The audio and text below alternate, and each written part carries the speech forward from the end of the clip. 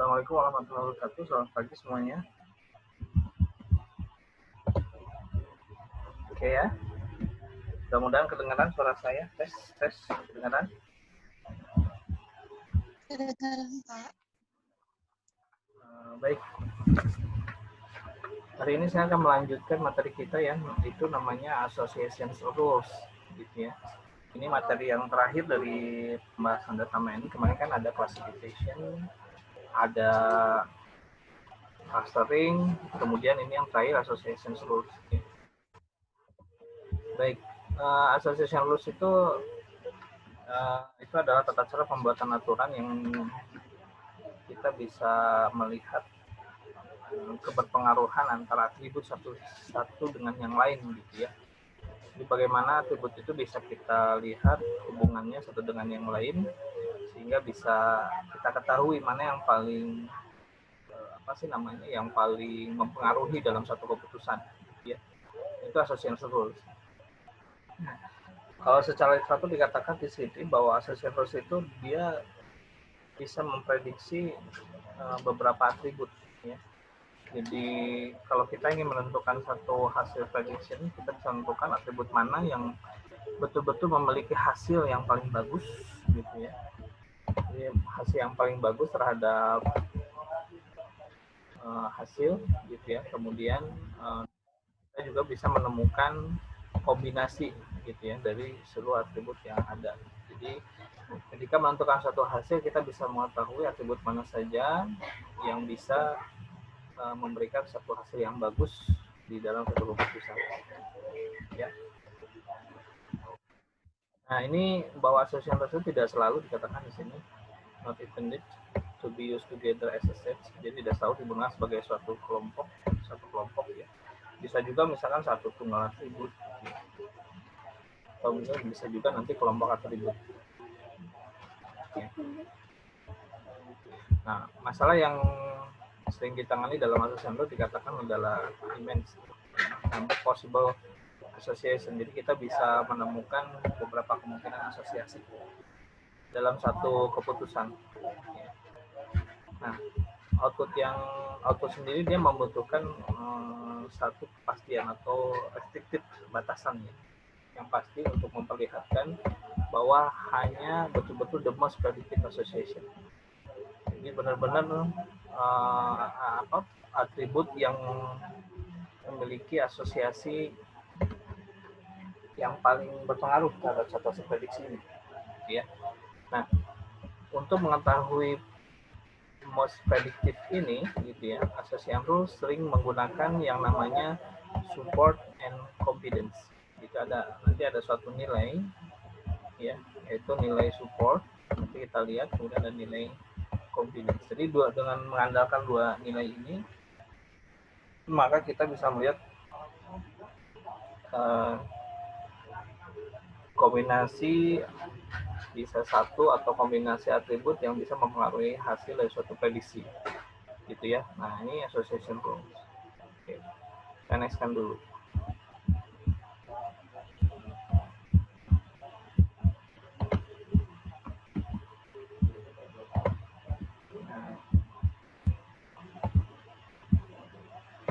Oke ya. Kemudian pengertian apa itu support and confidence. Di sini dikatakan bahwa support itu dinyatakan sama seperti kemarin ya, sejumlah instance predicted correctly. Jadi sejumlah instan yang bisa menyatakan prediksi secara benar, itu support, gitu ya. Kemudian confidence sendiri itu adalah jumlah prediksi yang benar, ya. Dia dinyatakan sebagai suatu proporsi dari seluruh instan terhadap tools yang dipakai atau yang diterapkan, ya. Itu support dan confidence. Jadi perbedaan kalau kita bicara support itu adalah, kalau bicara support itu berarti yang kita lihat itu adalah berapa banyak instansi yang betul, ya, secara prediksi. Kemudian kalau kita bicara confidence, berarti yang kita nyatakan itu adalah sejumlah prediksi yang betul. Jadi ini hasil yang betul ya. Kalau ini tadi data yang bisa menghasilkan satu prediksi yang betul. Nah, sebagai contoh dikatakan di sini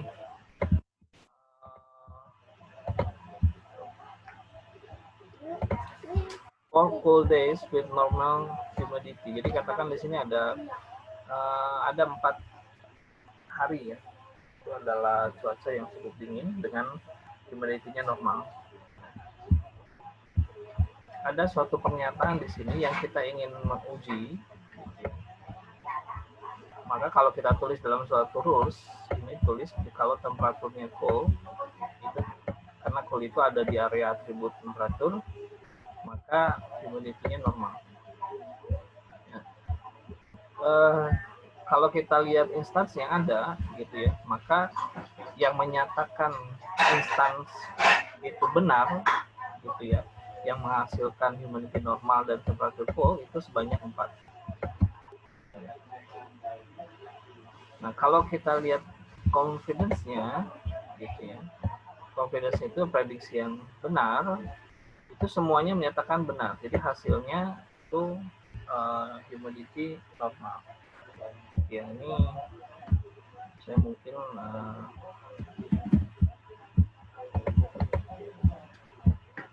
saya coba kembali ke ini, datanya di depan sekali sih ya.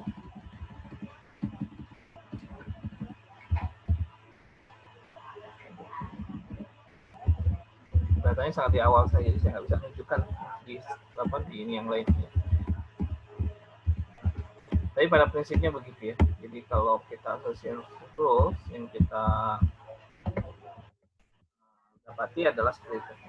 Secara normal dikatakan di sini bahwa hasil yang diperoleh itu, di sini ada istilah minimum support dan minimum confidence, gitu ya. Yang dikatakan sini ada pre-specified, jadi yang sebelumnya dispesifikasikan sebagai contoh ada 58 rule dengan supportnya lebih besar dari 2, kemudian confidence 95% untuk masalah data cuaca, gitu ya. Nah, ini normalnya artinya apa? Ini satu restriksinya, gitu ya. Kalau dikatakan tadi ada restriksinya, minimum supportnya harus lebih besar dari 2, kemudian minimum confidence-nya harus dari 95.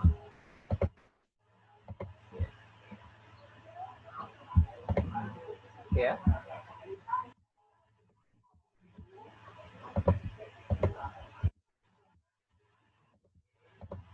Kemudian kita lihat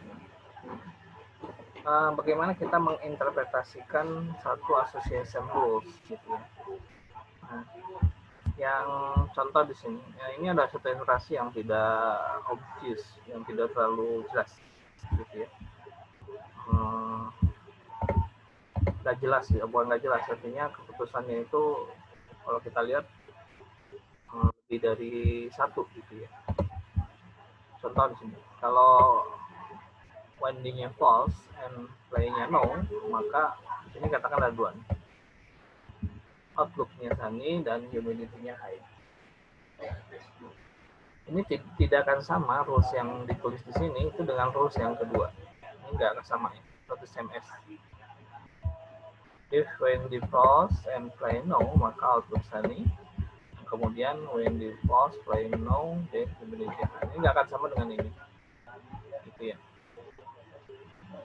Kalau ini kan satu pernyataan menghasilkan 2 keadaan.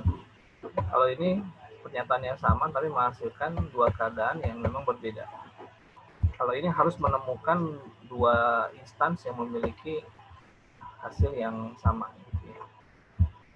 Nah, kalau kita lihat dari contoh di sini, ini bisa dikatakan di sini, ya, kalau humidity high, ya, and winding-nya false, and play-nya no, maka output-nya sunny. Ya. Itu bisa ditangani dengan satu pernyataan rules yang baru seperti ini, ya. Ini saya lewatkan dulu. Ini cara menghitungnya nanti ada.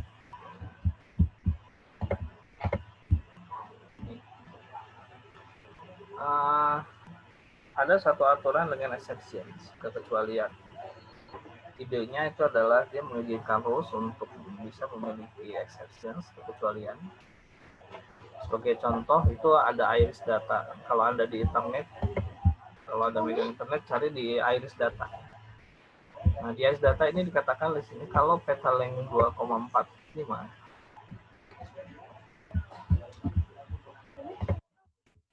kemudian petalength di antara 2,45 dan 4,5, maka typical irisnya itu adalah iris versicolor. Instan yang adanya itu adalah seperti ini, instan yang baru. Nah, pertanyaannya ini tipe dari iris apa? Tipe dari irisnya apa? Seandainya saya punya nilai adalah sepal length 5,1, sepal width 3,5, petal length itu 2,6 dan petal width 0,2. Ya. Oke.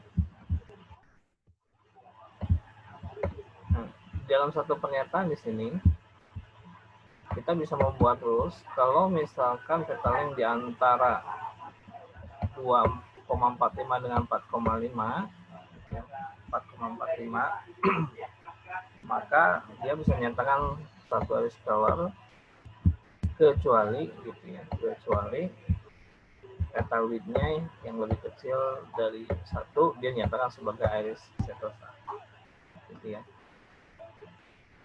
Jadi kalau ini pernyataan atribut ini berarti akan berpengaruh terhadap suatu sepal length dan sepal width. Dan yang dilihat kan petal length. Gitu ya. Juga berpengaruh sebagai petal width. Tetapi kalau nanti ditemukan petal length 2,45 di antara 2,45 dan 4,5, tetapi kalau petal width-nya 1, maka type-nya di sini adalah iris setosa. Ini satu pernyataan close with exception. Ya. Kemudian kita lanjut dulu.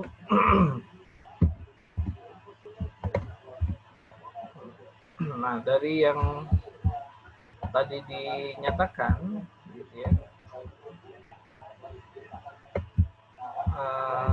sebagai contoh di sini ada default iris setosa. Jadi semua nanti type-nya kalau misalkan tidak ada nilai ya iris setosa semua, gitu ya. Kecuali dikatakan di sini rules-nya kalau petal length di antara 2,5 dengan 5,33 dan petal width 1,75, maka ya iris versicolor.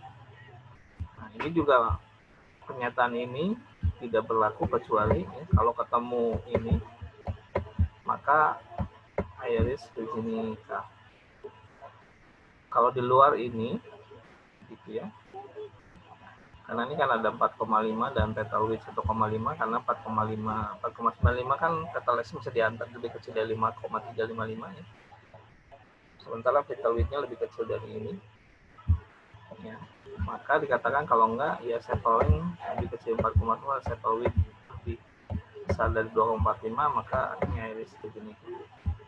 Dari yang sini, else-nya ke sini. Ini petal length lebih besar dari 3,35, artinya masih di antara ini, tapi lebih besar dari 3,35, maka dia iris virginica. Nah, tetapi kalau ada petal length di sini, kecuali nilai di antara 3,35 sampai 4,85 dikatakan ini. Untuk kasus yang bawah yang ini, maka kemudian dan sepal length ada 5,95, jawabannya adalah iris versicolor. Nah, ini lebih kompleks lagi jawaban dengan exceptions gitu ya. Jadi bayangkan nilai-nilai yang ada di dataset tadi kalau dibuat rules ini cukup kompleks gitu ya. Nah, yang berikutnya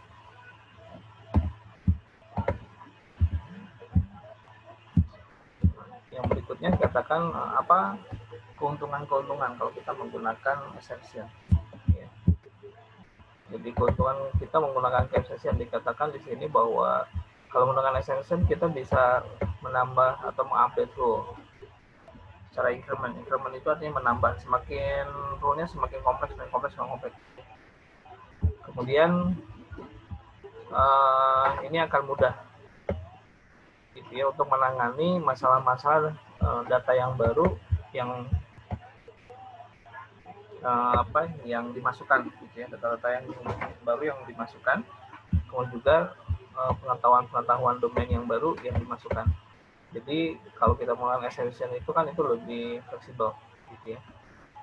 Kemudian si pembuat gitu, si desain gitu ya, knowledge engineer misalnya, dia selalu berpikir adanya satu term exception.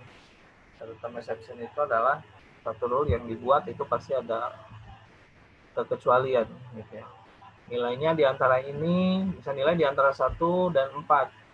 Tetapi gitu ya, kalau ada nilai yang di bawah misalkan 2, gitu, maka jawabannya ini. Nah, kemudian setiap satu konklusi ya atau kesimpulan itu bisa dipertimbangkan hanya melalui konteks dari suatu rules-nya gitu ya, dan exceptions-nya. Nah, rules dan exception ini dia bisa memberikan atau membimbing si pembuat keputusan gitu ya, untuk mendapatkan konklusi yang bagus.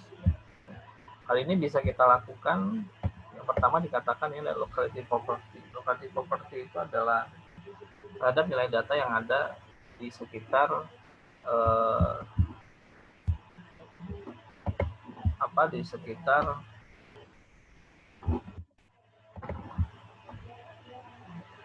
dataset yang tadi dijadikan rules-nya gitu ya. Ini dikatakan di sini ini sangat penting ya untuk memahami dataset yang sangat besar. Kemudian secara normal rule ya, bahwa keadaan ini itu dia do not offer disadvantage, jadi tidak menawarkan satu kelebihan ya. Secara normal kalau kita menggunakan locality property ini dia tidak menawarkan kelebihan apapun. Tapi kalau kita lihat ini dengan with exception ya, karena memang ini akan semakin kompleks. Kalau data baru nggak ada tambahin, data baru nggak ada tambahin, ya itu akan mempersulitkan si memperson ya. Artinya dalam teknik programming sehingga itu nanti ada bongkar pasang untuk knowledge rules-nya. Ya. Oke. Nah, secara penulisan algoritma lah kalau saya bilang. Misal default, ini sebenarnya defaultnya tadi nilainya apa, except nilai apa, kemudian apa. Atau secara logical, equivalent dia penulisannya sama dengan ini. If, titik then, titik else. Ini sering kita lakukan ya, pernyataan seperti ini.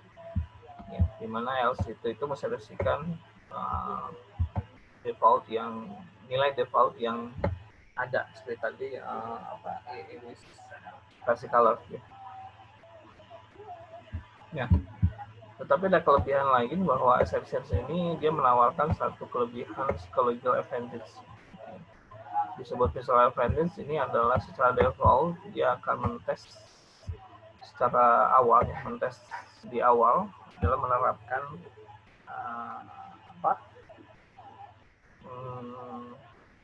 lebih luas, rule yang lebih luas terhadap keputusan-keputusan yang akan diambil nantinya. Kemudian exception sendiri ya dia akan memberikan refleks ya, berdampak terhadap kasus-kasus yang khusus ya. Oke, ini saya teruskan dulu ya, bisa teori ini. Kemudian bahwa aturan itu bisa melibatkan satu hubungan relation. Dikatakan ini, misalkan ya, sejauh ini ada pernyataan bahwa semua rule itu akan dilibatkan untuk membandingkan suatu nilai atribut terhadap suatu konstanta. Contohnya ini ada nilai atribut temperatur bisa dibandingkan dengan suatu nilai konstanta tersendiri. Nah, rule tadi dikatakan disebut sebagai proportional logic ya, kalau dalam bahasa AI atau bahasa logika matematik itu disebut proportional logic. Kemudian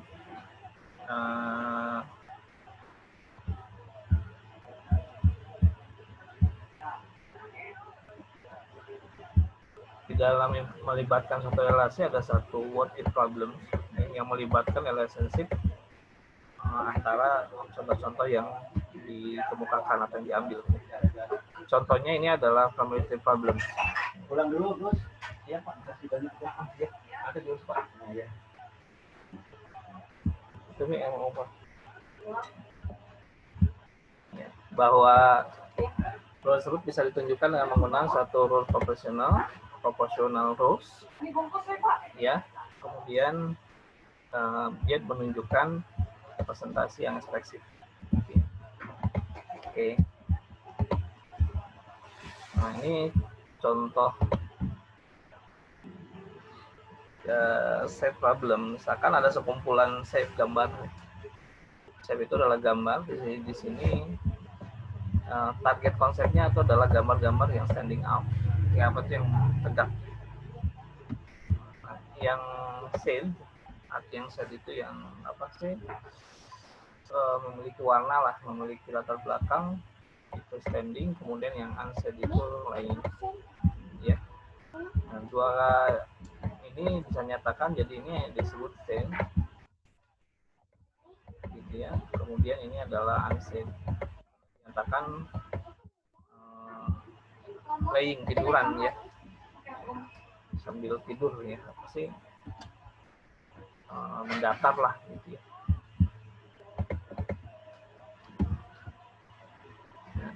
Kemudian kalau kita menggunakan proportional solution kayak tadi ya, misalkan ini ada satu dataset di sini. Dari gambar yang tadi coba kita petakan.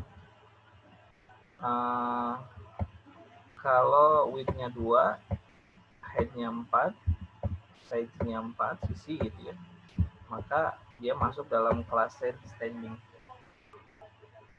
Oke, kelas gambar standing berdiri. Kemudian kalau yang 3, width-nya, height-nya 6, height-nya 4, itu juga standing.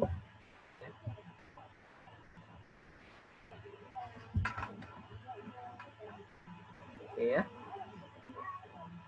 Nah, kemudian hal yang sama itu terus ya. Baik.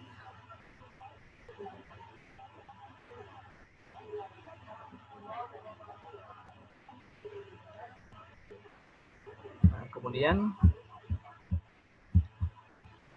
yang di bawah kalau kita susun menjadi suatu rules gitu ya, ini bisa dituliskan seperti ini. Kalau width 3,5 dan height lebih kecil, kalau width lebih besar 3,5 dan height-nya lebih kecil dari 7,0, maka bisa nyatakan lain, artinya mendatar gitu, tiduran lah ya. Kemudian kalau height-nya lebih besar dari 3,5 height-nya, maka bentuk tadi standing, artinya berdiri tegak ya.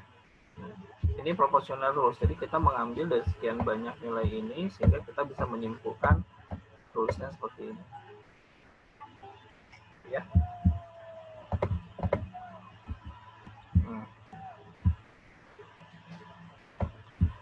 Kita lanjutkan dulu.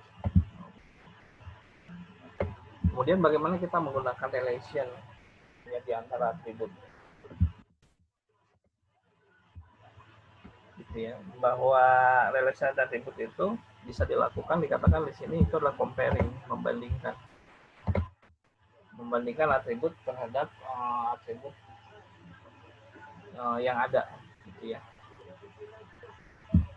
Ini contoh di sini, jika weight lebih besar dari height itu bisa dikatakan lagi kalau height lebih besar dari width ya, ini tadi bukan width ya.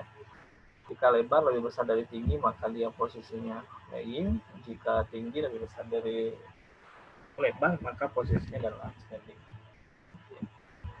Nah, pernyataan di sini dikatakan bahwa ini bisa dibuat satu deskripsi umum terhadap data yang baru. Ya. Kemudian kita bisa menggunakan standar relasi seperti sama dengan, lebih besar, lebih kecil. Nah, dikatakan tetapi di sini searching correlation between attribute, jadi pencarian relasi di antara atribut itu bisa memakan waktu, ya, yang di costly. Untuk solusinya kita menambahkan, ya, kalau itu terjadi maka bisa menambahkan atribut baru, extra atribut. Ya, dikatakan di sini yaitu salah satu solusinya adalah satu atribut binary yang isinya bisa width lebih kecil dari height. Ya. Itu solusi, ya, solusi dalam rules.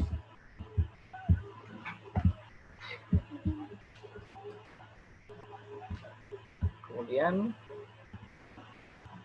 di sini ada variable rules. Rules with variables. Jadi bagaimana kita membangun suatu rules dengan menggunakan variabel yang ada. Ini contoh yang pertama. Di sini ada menggunakan variabel. Variabel itu atribut, ya, atau field lah. Tapi kalau dalam istilah data mining sering dikatakan fitur, itu sama saja, ya. Kemudian menggunakan variabel dan multiple relation. Ini contohnya. Ini ada satu fungsi if height and width of x hw n h lebih besar dari w, maka bisa kita katakan kita bisa menyusun satu rows dan standing x. X itu nama bentuknya, ya, polanya. Kemudian yang berikutnya di sini ada dikatakan the top of tower of block is standing. Jadi kalau ada satu blok, ya, di bagian atasnya memiliki suatu tower, jadi puncak, gitu, ya, itu bisa dinyatakan sebagai suatu standing. Ini sama rulesnya height and width of xhw, maka bisa dinyatakan h lebih besar w n, ya, n h lebih besar. Kemudian kalau misalkan variabel itu menyatakan puncak, ya, nilai puncak dari suatu setnya, suatu polanya, tapi y itu nilainya, itu setnya, maka dikatakan bahwa itu adalah standing, bentuknya sedang berdiri. Nah, kemudian kalau kita bisa nyatakan kalau seluruh tower itu dinyatakan semuanya berdiri, jadi para pos-posnya berdiri, maka kalau is top of, ya, x dan z, x, z, kemudian height and width zhn h lebih besar dari w, and rest of x, y, and standing y, maka keputusannya adalah standing x. Nah, yang terakhir, kalau misalkan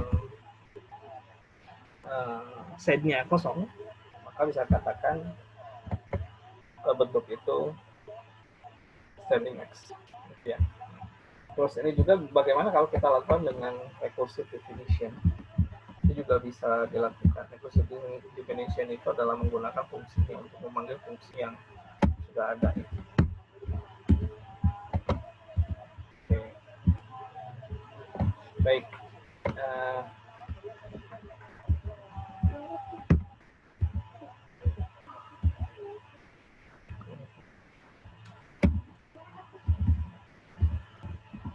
Ya. Baik, ini sebagai pendahuluan, ya, association rules. Nah, ini saya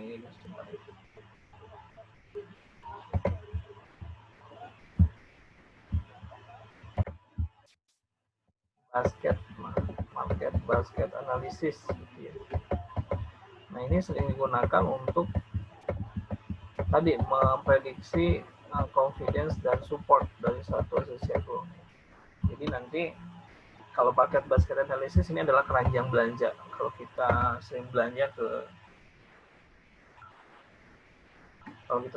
kalau Anda suka belanja ke supermarket kan bawa keranjang, ya, masukkan item barangnya, itu ada market basket analisis. Misalkan saya beli pasta gigi, gitu, ya, kemudian saya beli sikat gigi, kemudian saya beli sabun, itu kan dimasukin keranjang gitu. Segi 2, segi 4, sabunnya ada 5. Nah, ini market basket analysis. Ini per transaksi pada waktu T. Kalau kita masuk salah satu pusat perbelanjaan tertentu gitu ya, atau mall tertentu, apalagi kita masuk ke market mall penjualan barang-barang sehari-hari, itu biasanya kan dicatat satu yang paling gampang, misalkan Jogja atau Yomart atau Indomaret, itu kan setiap orang yang beli selalu direkam. Ya, ini gunanya nanti untuk market basket analysis. Jadi kita akan bisa menentukan pembeli itu nanti dipengaruhi oleh barang apa saja dia belanja. Barang-barang ini nanti dijadikan satu atributnya. Ya. Jadi pasta gigi, sikat, sabun, apa, misalnya di dalam satu pusat perbelanjaan tersebut ada 100 barang gitu ya yang dijual, maka 100 barang ini akan dijadikan disebutnya itu atributnya gitu ya, untuk membuat rules-nya gitu ya. Oke.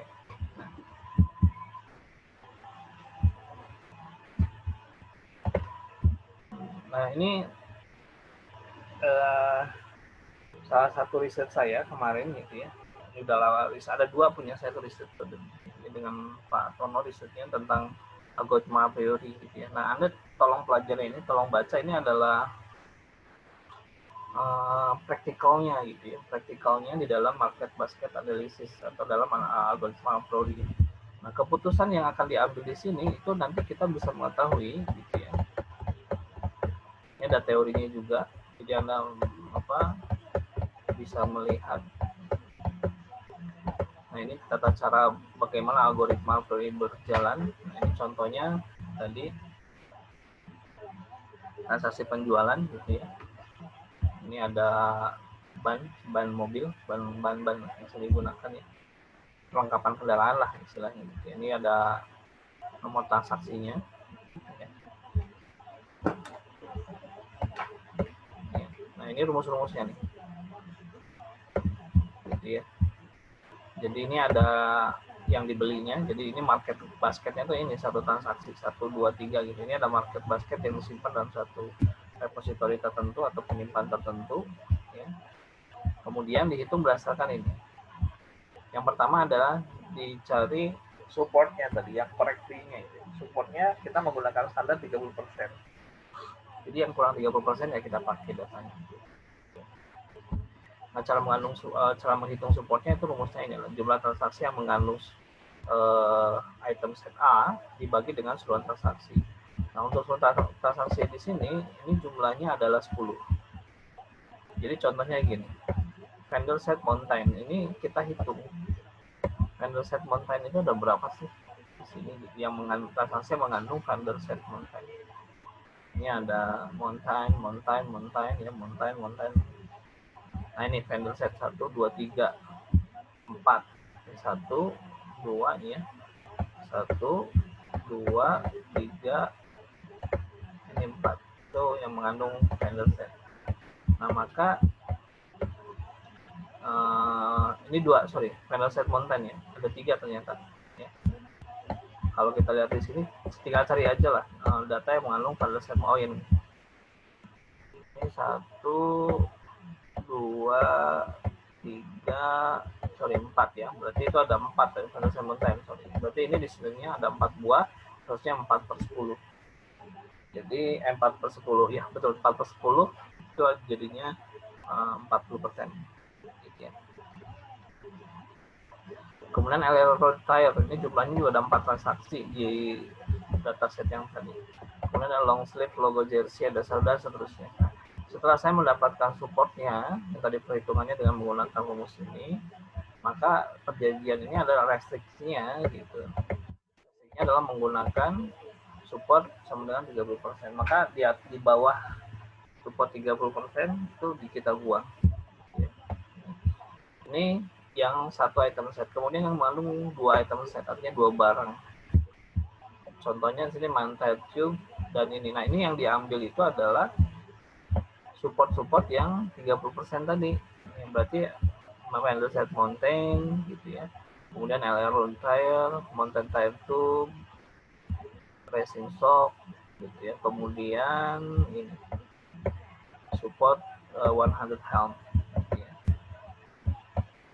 Nah, data-data yang tadi kita buat kombinasinya. Ya, berarti kombinasi atribut ini dengan atribut ini, kombinasi atribut ini dengan atribut ini, dan seterusnya. Ya, atau fitur lah. Nanti dapat ini kombinasi ada jumlahnya 3, 2, dan seterusnya. Tetap mengenakan supportnya 30%. Dengan menggunakan support AB itu PRA irisan B, artinya ada 2 barang dalam satu transaksi. Nah, ini dapat, ternyata ini ada 3 transaksi, ada 2 transaksi, dan seterusnya. Nah, didapat ini 30-30. Karena ini tetap supportnya 30% sebagai restrict restrict rules-nya.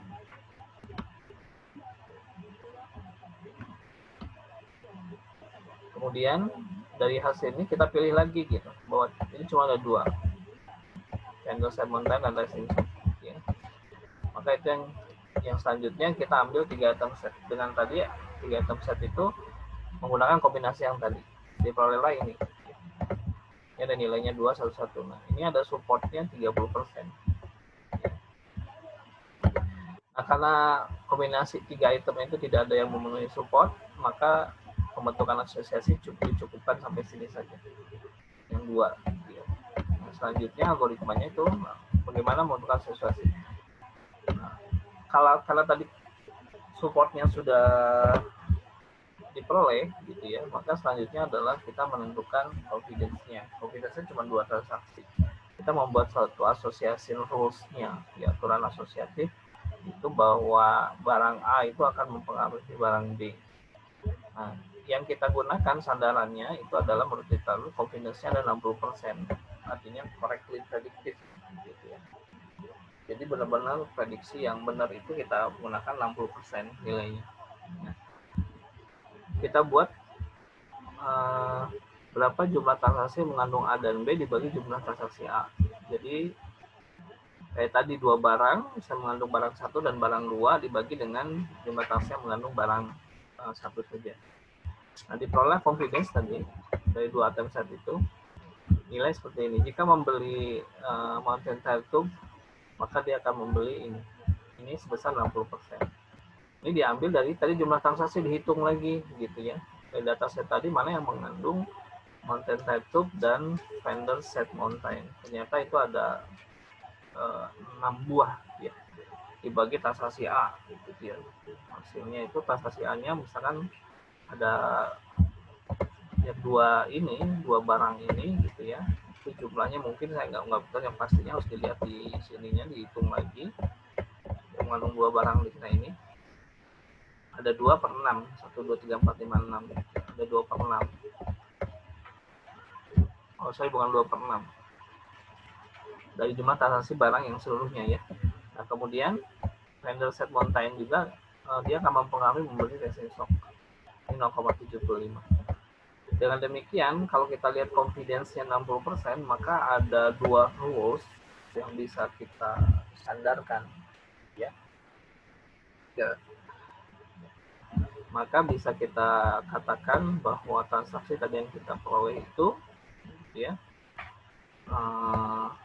kalau seseorang beli Mountain Tire itu pasti dia membeli Fender Set Mountain. Kalau seorang beli Fender Set Mountain, dia akan membeli Racing Shock ya.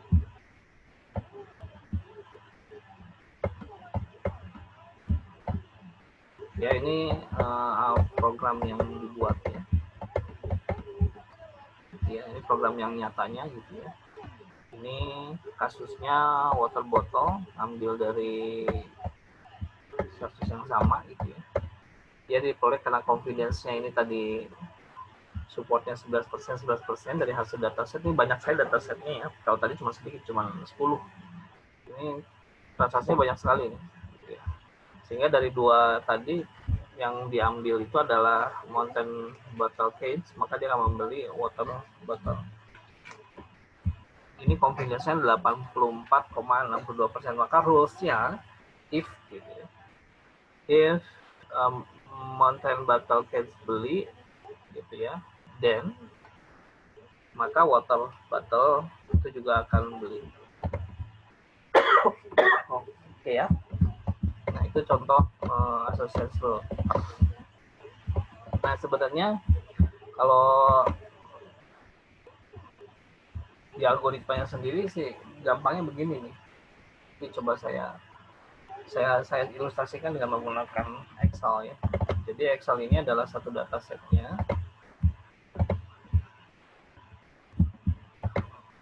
Ini yang sedataset gitu ya. Seperti tadi datasetnya ini adalah transaksi.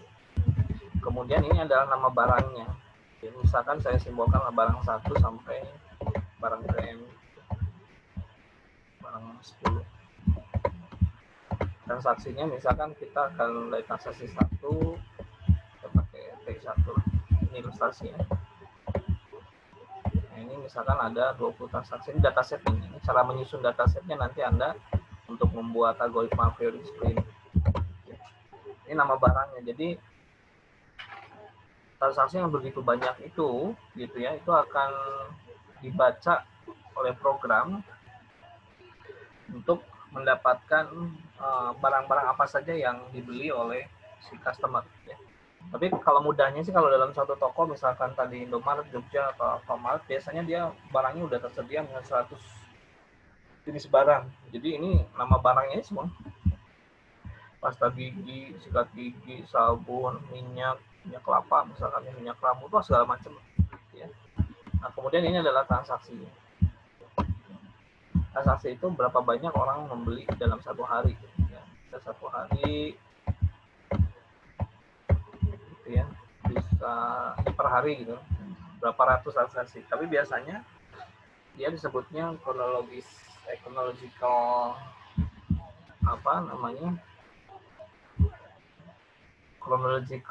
order. Jadi apa sih, disusun berdasarkan waktu transaksi ya. Jangan tanggal 1 bulan Juli, tanggal 2 bulan Juli, tanggal 3 bulan Juli, bisa ribuan transaksi ya. Mahasiswa saya kemarin dibimbing itu sehari bisa sampai 1000 transaksi. Dan itu datanya sangat banyak. Dia memperoleh sampai berapa belas ribu data. Dia menggunakan algoritma a priori yang diberikan seperti ini. Nah, cara membuat algoritma seperti ini. Jadi setiap transaksi itu akan dicatat berapa jumlah setiap barang yang dibeli oleh si customer. Misal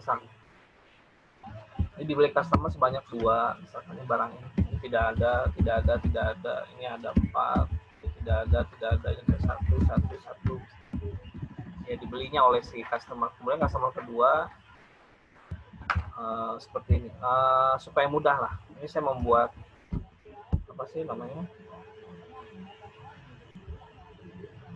nilai random aja lah ya.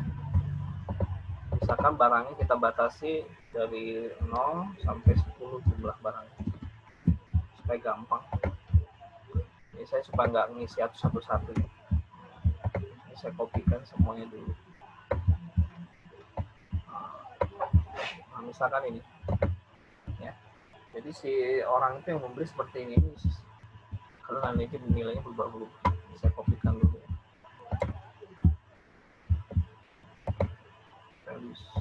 Nah, ini ceritanya data yang diberi oleh si customer itu seperti ini jumlahnya. Ya, ini ada 19 transaksi. Nah, yang berikutnya di sini saya harus menghitung jumlah setiap transaksinya gitu.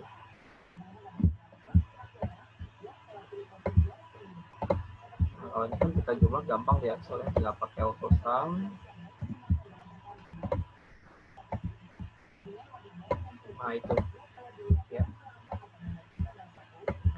Nah, ini karena ada 10 barang ya, maka kita bisa tetapkan tadi misalkan supportnya itu adalah 40% misalkan. Nah, supportnya 40%, artinya nanti kalau barang di bawah 40% kita tinggalkan. Karena ini sangat besar sekali nanti kombinasinya. Nah, yang berikutnya maka kita harus mencari berapa jumlah support untuk masing-masing item set. Berarti saya harus cari ya.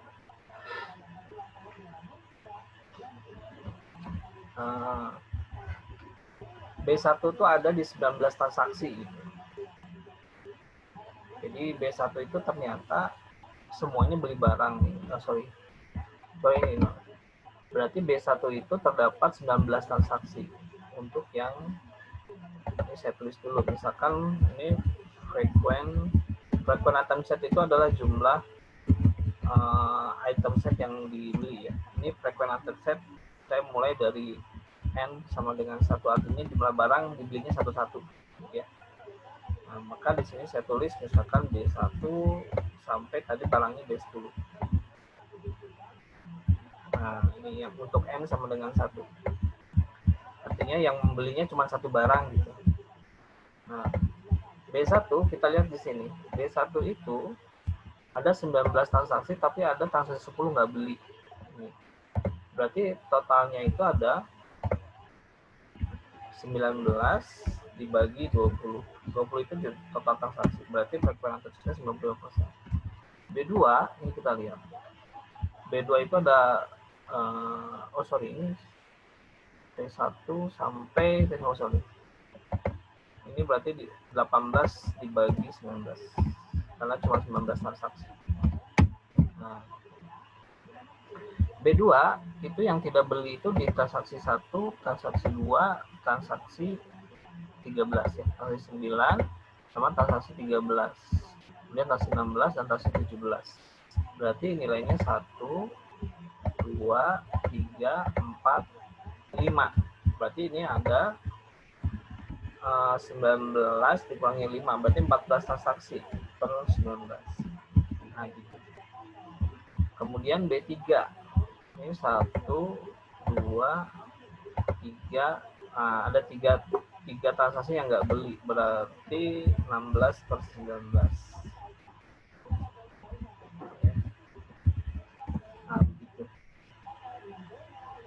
Nah, karena ini nanti kalau kamu terkecoh gitu ya, ini kan suka terkecoh ya, suka membingungkan gitu ya.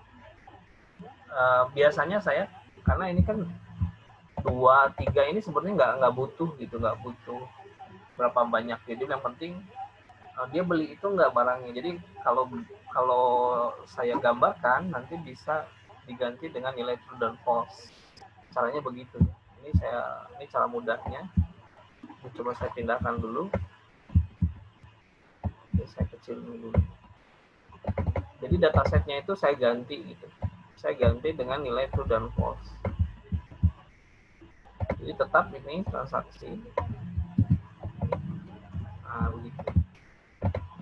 Kalau 0 false, kalau lebih dari 0 berarti true. Jadi saya membuat aturan sederhana saja untuk tricky disebutnya. Kalau nilainya ini ada lebih besar dari 0, maka saya kasih nilai 1 ya. Kalau tidak, rejection. Ya, ini saya tuh. Ini berarti kita jumlahkan pasti 18 item berarti ya tadi saja. Karena 0 kan ya. Nah, yang lain pun sama gitu. Yang ini saya kopikan saja. Yang ini 0 betul. Ini coba saya kopikan. 0 betul ya. Ini coba saya kopikan soal data. Nah, itu betul 4 ada. Nah, ini saya kopikan semua. Nah, itu berarti ini adalah jumlah transaksi tiap item. Nah, kalau udah ketemu gini enak. Jadi saya frequent item setnya ini tinggal menggunakan ini. Ini kan total semua transaksi itu adalah 19. Berarti di sini saya tinggal menggunakan jumlah ini dibagi transaksinya. Ini tinggal saya kasih ini. Ya. Nah, ini kalau kita supaya hematnya, saya kasih aja lah. N sama dengan 1, artinya frequent item set sama dengan 1 gitu ya. Jadi pembelian barang cuma 1, ini tinggal gampang. Ini dibagi 19. Ini jangan lupa dikasih tanda mutlak karena kan transaksinya cuma ada 19 buah. Tinggal, nah itu dapat. Ya. Nah dari transaksi karena cukup besar semua, gitu ya. Nah ini saya kalau misalnya support 40% terlalu kecil gitu, maka saya ambil sandaran 75% ke atas. Gitu ya. Yang kurang lebih 20% kita tidak. Nah ternyata kalau kita lihat di sini,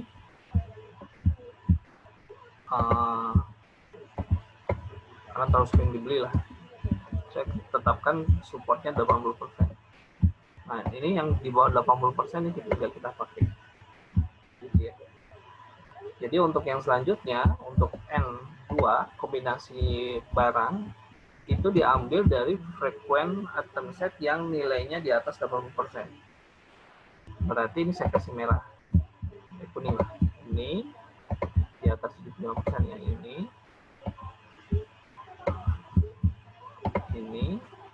dan ini. Cuma satu yang nggak masuk. Yang selanjutnya itu adalah saya mencari kombinasi yang lain cukup banyak nih. Ini yang agak repot, gitu ya. Kombinasi yang membeli barang 1 dengan barang 2. Berarti kita lihat di sini. Barang 1, barang 2 kita hitung. Berarti yang kita harus buat lagi gitu. Ini yang satu barang. Berarti B1, komen B2, komen B3, komen B4, komen B5, B6, B7, B8, nanti B2, B3, B4, B3, B4, B5, terus gitu. Ya B3 komen B4, B3 komen B5, ini ada berapa kemungkinan. Ya. Nah ini karena ada kemungkinan yang sangat banyak, maka perhitungannya cukup banyak juga. Kita cara visualisasi aja, ini B1 nih. Berarti yang nilainya 1 dengan 1 kita ambil. Ya. Kalau saya membuat ini saya hapus saja. Nah, ini saya membuat simbolisasi. Ini combine B1, B2. Combine ya.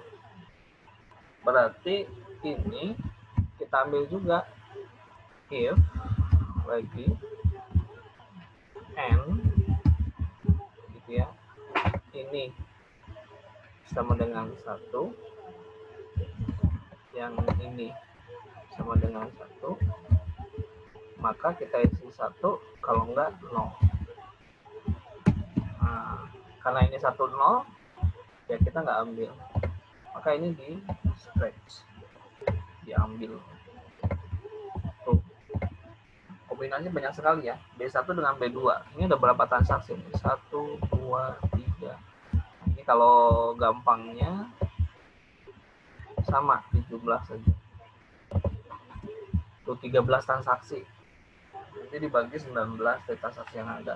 Nah ini pun dilakukan terus. B1 dikombinasikan dengan B3. Ya. Kemudian B1 dengan B4. B1 dengan B5. B1 dengan B6. Wah luar biasa. Ya. Kombinasinya sangat banyak sekali. Kalau Excel tuh ke samping enaknya. Ya, jadi kita bisa menentukan kombinasi dari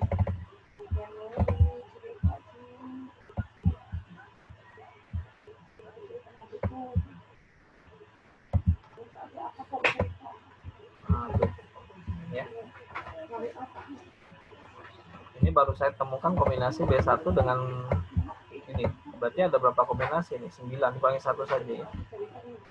B1 dengan B2, B1 dengan B3, B3 dengan B1 dengan B4, B1 dengan B5, B1 itu ada 9 kombinasi. Kemudian yang berikutnya B2 dengan B3, B2 dengan B4, itu ada 8 kombinasi. Kemudian B3 dengan itu ada 7 kombinasi. Terus sampai B10 sih nggak ada temannya, sudah nggak usah. Terakhir B9 dengan B10 biasanya. Ya. Nah, itu banyak sekali tuh kombinasinya. Nanti kita hitung hal yang sama. Dihitung lagi ini. Ini tadi 13. Kombinasi B1, B3 itu ada 13. Ya. Berarti ini 13 dibagi 19. Nah, ini terus dicari nih. ya, karena saya harus menghitung satu-satu, luar biasa. Algoritmanya begini. B4 gitu ya. Kemudian B1 dengan B5, terus Anda cari sampai dia selesai ya. Kalau di stage bergeser nggak kolom. N2 dengan O2, ini O2 dengan P2 bergeser satu, bukan kombinasi itu ya. Berarti ini saya harus ganti, ini menjadi M, ini juga menjadi M, ini menjadi M.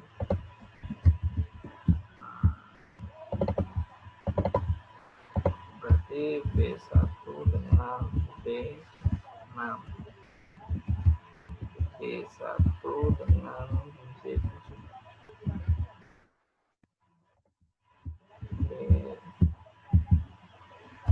B1 dengan B8, B1 dengan B9,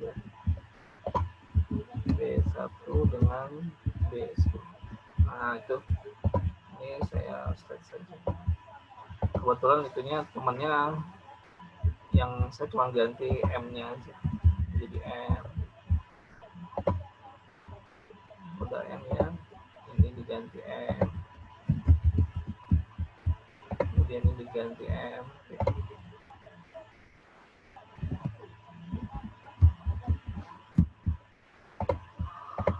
Ini juga diganti M. Ini diganti M. Nah itu, kalau sudah begini gampang saya start. Tuh, ini tinggal jumlah. Nah, berarti tadi saya baru dapat nilainya 1. Semua sama. Salah. Harusnya itu ini dibagi. Ininya kita absolutkan. Tuh, ini. Ya. Kenapa yang terakhir 0 ya? 17 dibagi. Oh, oke. 1, 2, 3, 4, 5, 6, 7, 8, 9. B1, B2, B1, B3, B1, B4, B1, B5, B1, B6, B7, B8, B9 ya. Enggak pakai. Nah, ini N yang 2 untuk B1, ini untuk B1. Nah, nanti untuk B2 saya lanjutin di sini gitu. Nah, ini untuk B2 nanti di sini. B2 dengan B3. Nanti B2 dengan B4, B2 dengan terus sampai habis. Ya. Kalau cara program diulang-ulang sih enak.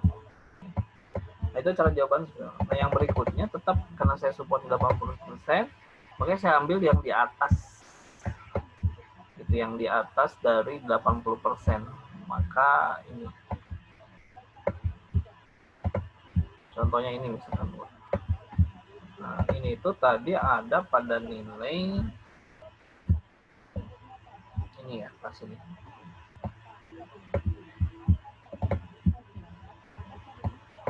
Nah, berarti nanti N3 yang sama dengan 3 itu cuma barang yang mengandung yang saya kuningkan saja. Berarti B5, B6, B7, B9, dan B10.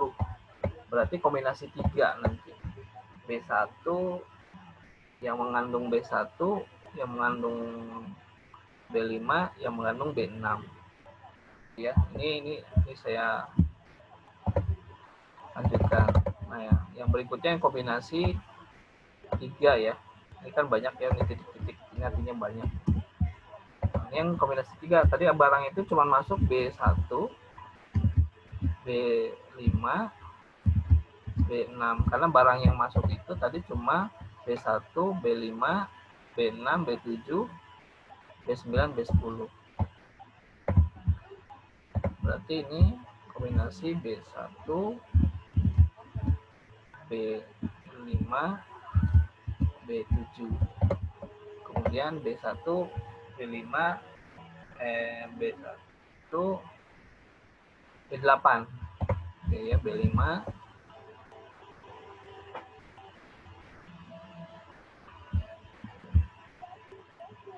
Nah, ini B8.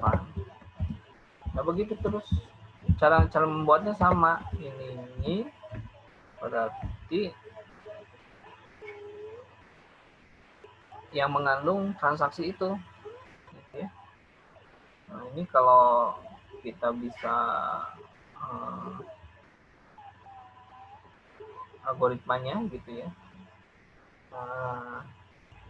Kita bisa eliminasi. Jadi nilai yang kita ambil itu cuma yang ini aja. Ini dengan yang ini. Ya. Berarti yang kita ambil B1, B5, B6. Nah, kombinasinya berarti cuma ini. B1, ini ya, B1, B5, B6. Kemudian B1, B5, B7. B1, B5, B9. Kemudian B1, B5, B10. Nah, itu banyak sekali tuh kombinasinya. Nah, nanti B5, B6, B7. Kemudian B5, B6, B9. Kemudian B5, B6, B10. Kemudian B7, B6, B7, B9, B6, B7, B10. Kemudian B7, B9, B10. Sudah. Nah, itu semakin ke sana tuh semakin nilainya juga nanti kita cari sama. Apabila masih ada nilai gitu ya, kalau misalkan ini ternyata ada 2 saja, ya itu yang kita ambil berarti barangnya, nanti teruskan ke kombinasi 4 gitu. Tetap sandarannya 80%. Nah, kalau sudah mentok di 4 nggak ada lagi yang lebih besar dari 80%, cuma satu barang, itu yang kita ambil.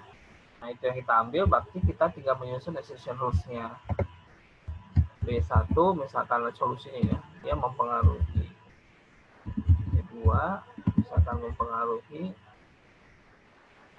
tadi kan B5 misalkan ya, B2 itu udah nggak masuk ya. B5 dia akan membeli berapa. Nah, berarti rules-nya akan banyak nih. Rules yang bisa diambil itu dimulai dari rules yang rules satu barang. If gitu ya. Kalau satu barang biasanya nggak terlalu pengaruh. Kita akan ambil ini.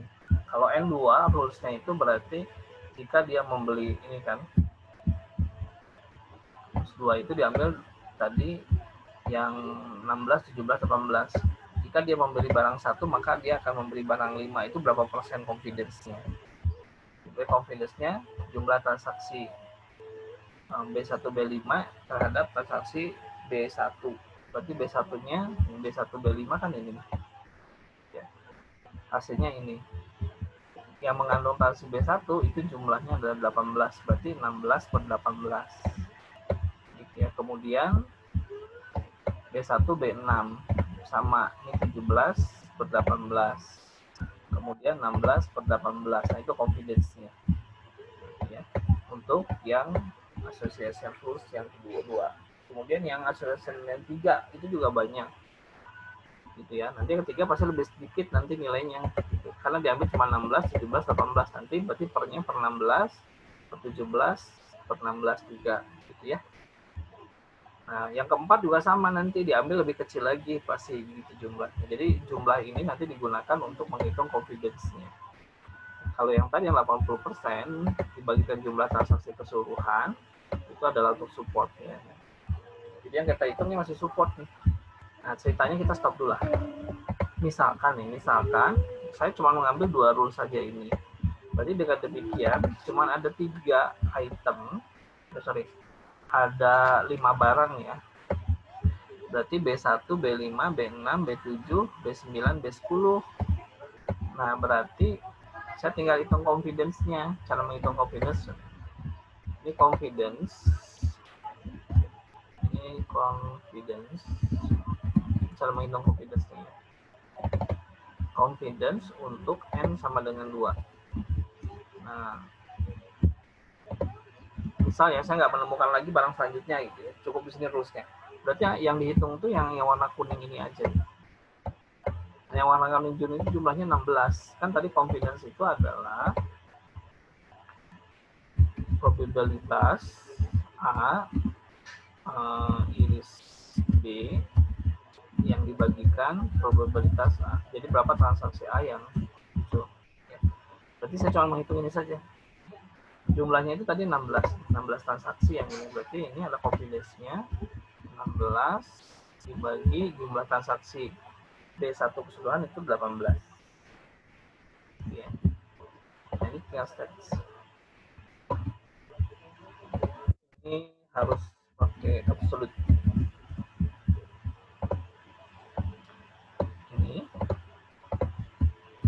Kemudian yang ini.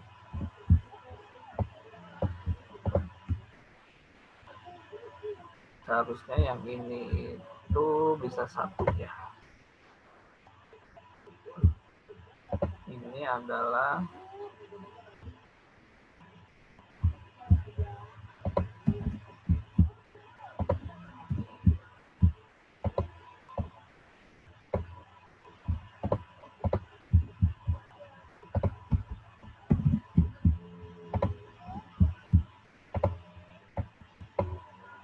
nah tuh ya. Berarti kalau yang barang yang paling banyak itu ini sebenarnya kombinasi ini nih B1 dengan B9. Jadi rules yang bisa saya buat karena ini semua nilai di atas 80%. Tadi rulesnya bisa dibuat if ya B1 ya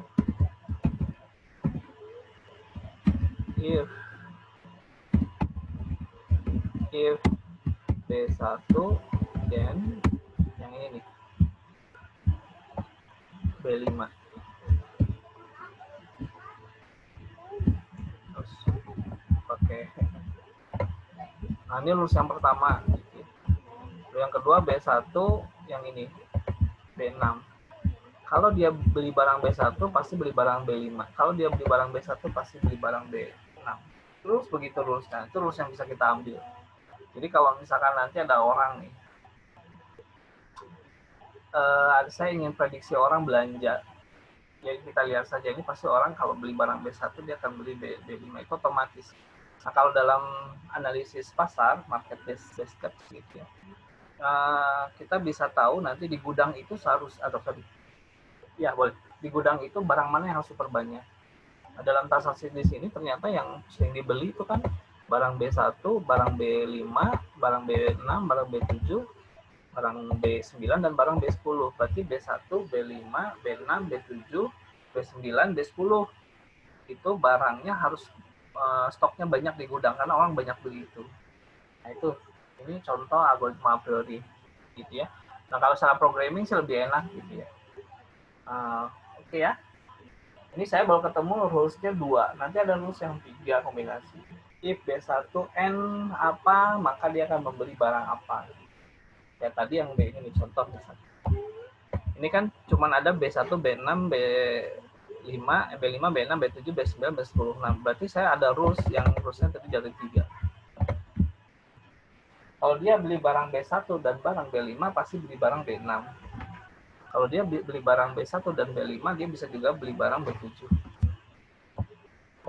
Nah, di antara ini juga nanti confidence-nya yang dicari karena satu rule saja nanti yang bisa memenuhi persyaratan gitu ya, yang di atas